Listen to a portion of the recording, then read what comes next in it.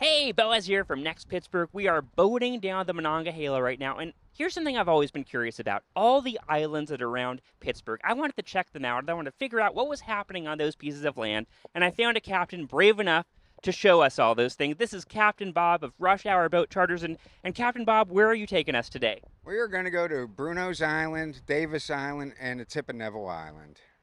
So we're approaching our first island here. Probably about mile marker 1 on the Ohio River. So we're coming up on Bruno's Island. Dr. Bruno used to own the island. And he was old war buddies of Lewis Merriweather from Lewis and Clark. And Lewis Merriweather actually came to this island after he had his keelboat made. And he was showing the locals his air rifle, and it went off and actually shot a woman and hit her in her temple, knocked her out. That was the start of his Northwest Passage trek right here. Seems like an auspicious start. Yeah, yeah. Then he got to McKee's Rocks, which wasn't too far, and then he had to get horses to drag him along because the water was too shallow at the time. Really? So he did have a little rough start. Now we're coming up on the power plant on your left there.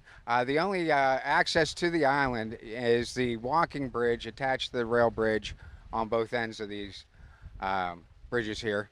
And you can see the ferry in front of us actually is ferrying equipment over to get maintenance or whatever they need on the island. And so this is a power plant?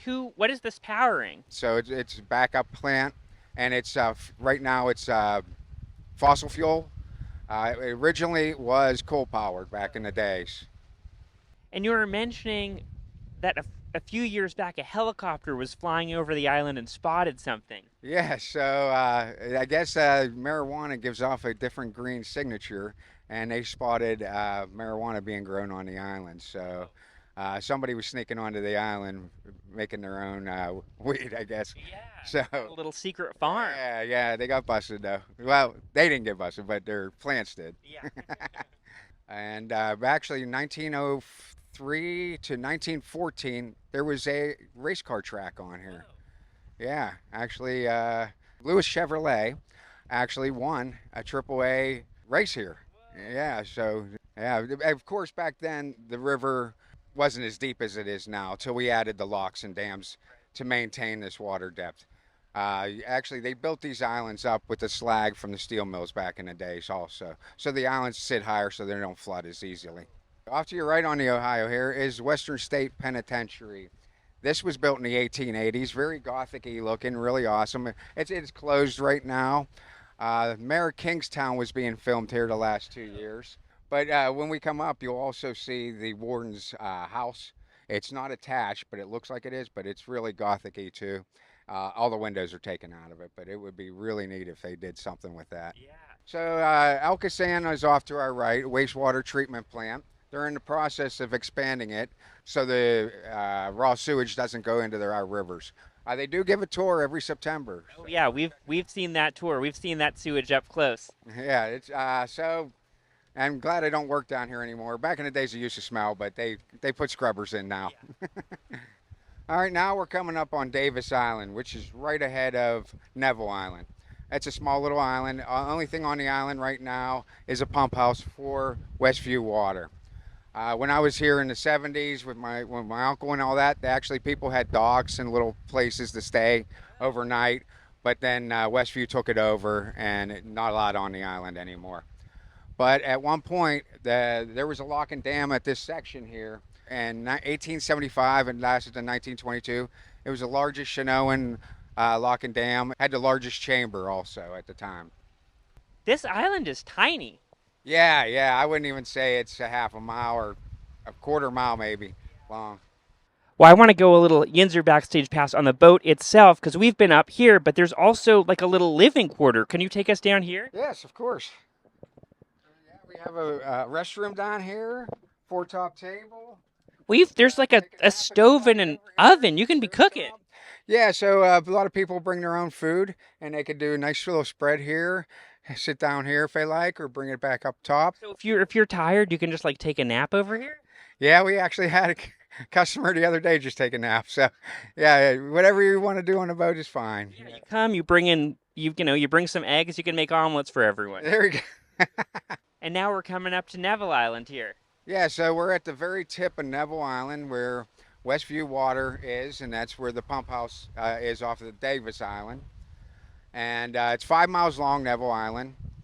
And And this is one you can actually get to. yeah, so you can actually go on to this island. World War I, it actually was an ammunition depot. They had a lot of ammunition depots here.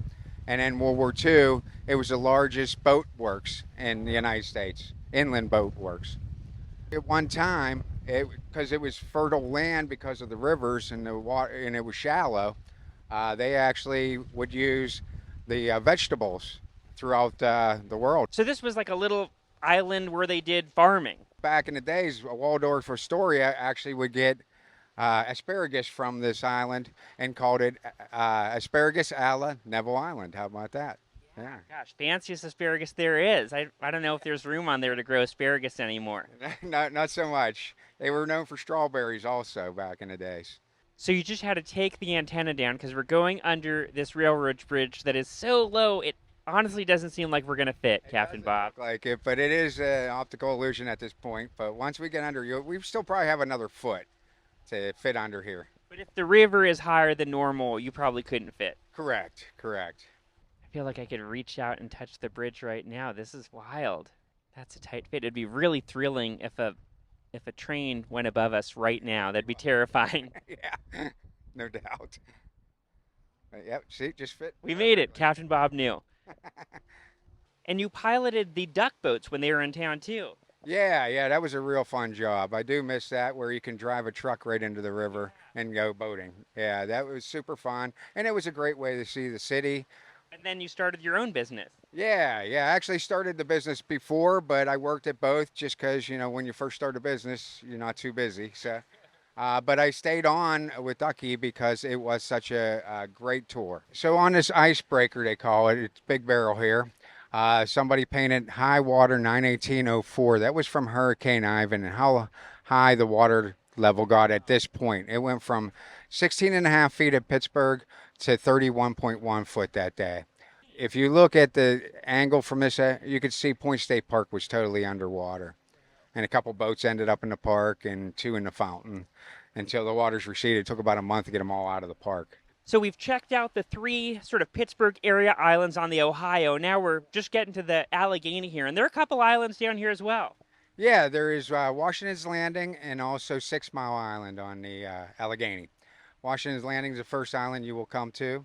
It was formerly known, and still is, Hare's Island. They renamed it in 1987 to Washington's Landing.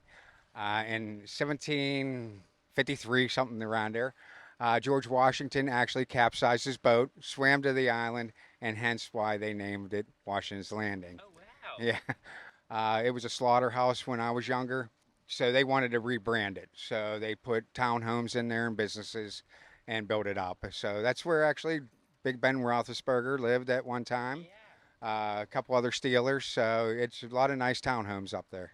And then the other island, the 6 Mile Island, again, when I was younger, actually did have cabins on the island and people lived on the island for a bit. Since all the floods we've had in that, they all got wiped out. So really not much on that island. And it's right below Highland Park Dam, right? That's where 6 Mile is.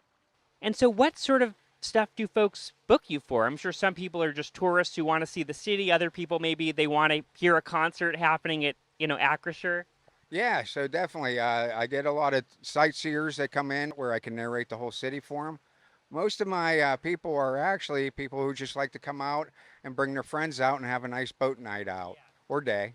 We also do fireworks shows, which is great from the water because you get the glistening of the fireworks on the water. So you're on the water until the end of October, and then what do you do? Oh, I work for other companies. Molly's Trolleys is one I like to work for. I do odd jobs. I finish my sister's kitchen. So anything I could do. I always say the wife has a good job. That's how I can afford to do this.